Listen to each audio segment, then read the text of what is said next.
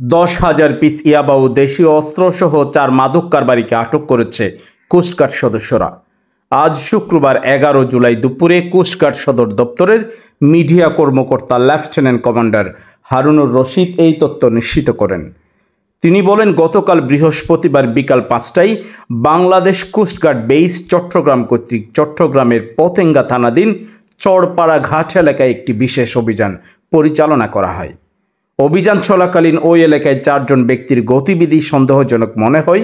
পরবর্তীতে ওই ব্যক্তিদের তল্লাশি করে একটি প্লাস্টিকের বস্তা থেকে 10,000 পিস ইয়াবা ও 4টি দেশীয় অস্ত্র উদ্ধার করা হয়।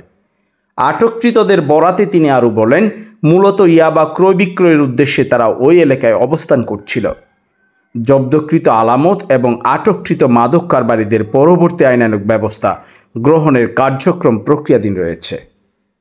শেখ রাসেলের তথ্যচিত্রে নিউজ ডেস্ক, রূপান্তর।